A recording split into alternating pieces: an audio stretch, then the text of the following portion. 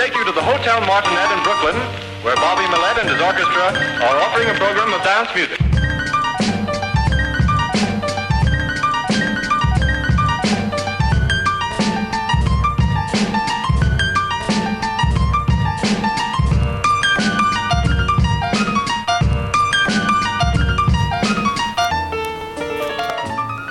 Okay, you see this over here? All that stuff, all that gray, gross, ugly cloud stuff. And then see over here, that's blue skies. That's how it was this morning. And then this is how it was during classes. And then it was now. And then this stuff is coming this direction. Yeah, okay. This stuff is a metaphor for midterms and finals. This stuff is a metaphor for not midterms and finals. Just so you know. Just so you know. It's fairly dark outside. Again, it's pretty late starting the vlog, 4:21. I just posted my other vlog. I have it scheduled to go up at 5:30, 6:30, somewhere around then. But right now, actually, what I plan on doing is doing the rest of my homework, but I want to get some time lapses before the sun sets, just because today has been so nice. This will adjust. I feel like there's gonna be some pretty cool sunsets, so I'm gonna go see if I can grab like a study room or something like that, and also maybe a snack because I'm getting pretty hungry. So that's the plan. Here we go again. Here we go again.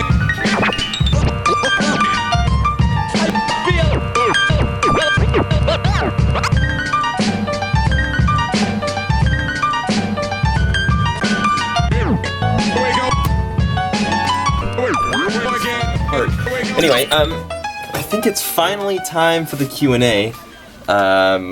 Although, since I didn't do it during the day, the lighting's gonna be absolutely terrible, so I'm sorry about that. Let me do my best here to try and get things lit appropriately. I don't know. I really can't tell because there's no viewfinder, but I'm also apologize for the mess in the background here. I need to do some cleaning. That's actually my next order of business. So 1, Q&A now. 2, do some cleaning. I need to clean stuff up. And then tomorrow I'm actually going back to Marysville for the day, maybe for 2 days. So I need to pack up as well. Let me pull up the questions here. Okay, so I posted a picture on Instagram asking for you guys to ask me questions for a Q&A. I made a topic for this one. Topic was my videography history. And so I'm just going to go ahead and get started. I'll answer as many as I can in a reasonable amount of time. Okay, first question is one that comes up a lot on YouTube. And that is, how do I start making YouTube videos if I don't have the right stuff to film? 2 questions. 1, do you have a phone? 2, do you have a computer? If the answer is yes to both of those, or even just to the phone, then you do have the proper tools to film. Your phone probably has a fantastic camera on it. The first camera that I filmed on, and I think this is a question later, it was like, I don't even know, it was like a Canon or Sony Coolpix, and it was like my mom and dad's old camera, and it had like less than 480p recording capabilities, no manual focus. I locked it down on a tripod, and I shot straight on, no cuts, no edits, except for a title sequence and then credits. That was it. Now, it wasn't a great video, but that's how I started on YouTube. So, next question is, what inspired you to get so creative with your videos? I don't exactly know what you mean. I think if you're making videos, then it's an act of creation anyway. So what inspired me? I'm not really entirely sure. What inspired me to just be creative in general, I would have to say a combination of things. My mom and dad, my schooling.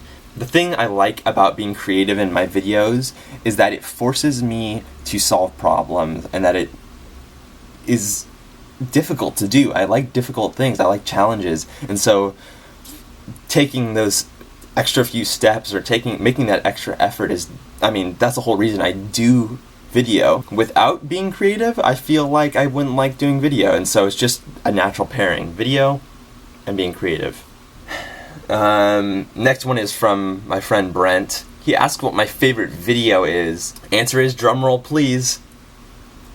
I don't know. It's like you're like asking me to choose like my favorite child or something like that. These things are like things I put my heart and soul into. You want me to choose my favorite? I can't do that. Okay, it looks like this is the last question. Who inspired me to look into video? This is a really, really good question. It's a great one to end on. Okay, let me go on a little tangent before I answer this question. One of my probably core beliefs is what I would call it, is that visual medium and visual storytelling is the key to 1, emotion, and 2, learning. So what I mean by this is that videos, why do people like Vine? Why do people like YouTube? Why do people like Instagram? I think a person is more inclined to go and watch a movie as opposed to reading a book, at least for most people, because it's a natural, very primal way of learning and telling stories. You can tell a whole story without words just by showing a picture. I mean, you've heard the saying, a picture's worth 1,000 words. And I think, there's 24 frames every second in one of these videos, so how many words is that worth? One of my favorite speakers, Simon Sinek, he uses visual aids to explain what he's talking about, and it makes what he's saying so much clearer just because it's like, it quantifies it really. I think everyone, people say that there's different styles of learning, and there's evidence for that and evidence against that, but regardless, I think everyone, no matter what, is a visual learner. That's why I also really, really love Casey Neistat's videos, because what he does in his explanation is he draws diagrams and pictures, and so I've taken that a little bit, and like I said, I like to take creative pieces that I really love from other people and kind of put it in my own arsenal of tools, and so that's one of the things that I want to start doing, is using diagrams and using pictures a little bit more to explain what I'm trying to say to you, the audience. I'm sorry that was such a long tangent, but I felt like I needed to explain that before I continued on this Q&A, or even for the rest of the vlog. So thank you for asking that question, because I really needed to get that out, and I think I'll explain that more later. So anyways, back to the question, like I said. Who inspired me to look into video? Cut the diagram. This oval represents someone's personality. Now, a person's personality is made up of a lot of different components, maybe things like interests, talents, wisdom, emotions, and then, everything else. There's a ton of things that make up someone's personality. Their relationships, their culture, their predispositions, things like that. All this stuff makes up someone's personality, right? But what contributes all of these things? I mean, each of these components, every single one of them comes from somewhere. It's not just random. I mean, right there, my interests, right? Maybe the interests came from, I don't know, watching a single YouTube video. Right? I make videos because of YouTube. Well, but why did I like YouTube in the first place? Well, I liked YouTube because I liked creativity. But why did I like creativity? Well, I like creativity because my mom is creative. I was taught to be creative in school. My dad was creative. I mean, there are all these reasons for each one of these, and there are all these reasons for each one of these. It becomes this web, and it's not that each one of these is mutually exclusive. Like, for example, my talents. Here, let me use a different color. My talents. Right? Where do my talents come from? Well, I'd say one of my talents is probably making videos, right? Where did that come from? Well, it came from my interest in YouTube. It came from my interest in, solving problems. Solving problems came from my interest in school.